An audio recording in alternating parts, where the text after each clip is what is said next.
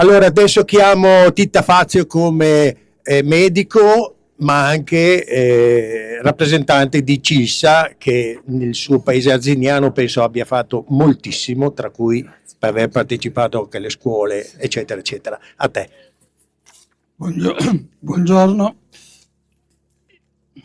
Praticamente io penso che questo processo, arrivato adesso finalmente alla fase battimentale, segna una tappa importantissima, insperata, e come importantissimo questo convegno qui di tanti attivisti, di tante persone che non è la prima volta che vengono, ma hanno accompagnato per anni questa lotta. Essere arrivati a questo punto però ci deve fare sentire che si deve fare anche un salto di qualità. Finora abbiamo fatto un processo contro i dirigenti della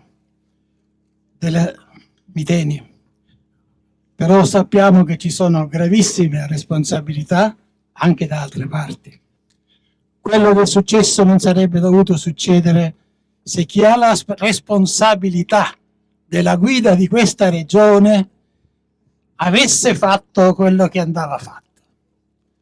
Perché questo è il salto che si deve fare, perché al contrario di quanto si sperava, ci è stato impedito di praticare la prevenzione alle persone, a tutti i cittadini del Veneto.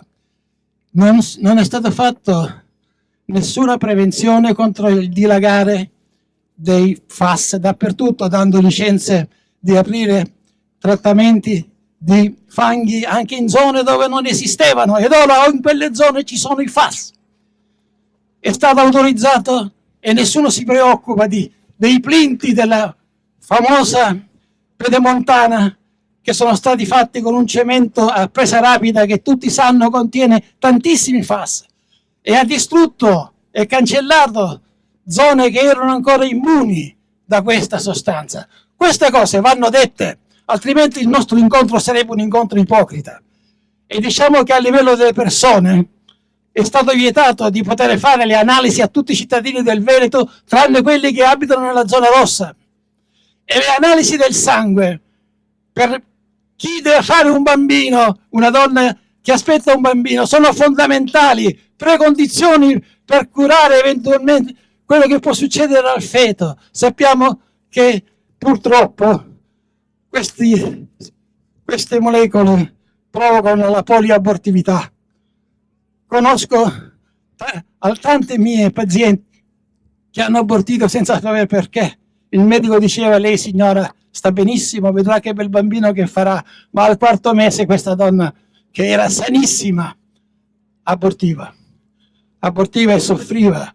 E i bambini sappiamo che hanno subito delle conseguenze, i bambini nati da madri con tanti FAS nel sangue, ma tuttora nel Veneto non è consentito praticare l'esame del sangue, e io mi meraviglio anche dell'ordine dei medici che non dice niente, perché non si può consentire a queste cose qui. Bisogna dire la dignità del medico è quella di fare tutti gli esami possibili per aiutare il paziente, ce lo dice il giuramento di Ippocrate. E allora queste sono la prevenzione è fondamentale.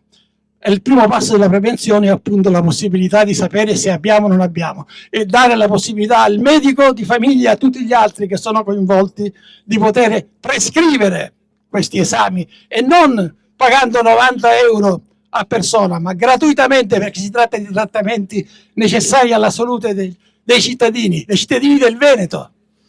E ancora, la prevenzione prevede che se una persona scopre, purtroppo una persona che ha già delle patologie derivate da queste sostanze, scopre di avere il sangue pieno di queste FAS, FO, eccetera, dovrebbe evitare naturalmente di bere l'acqua inquinata dai FAS, e dovrebbe evitare di mangiare i cibi che sono inquinati dai FAS.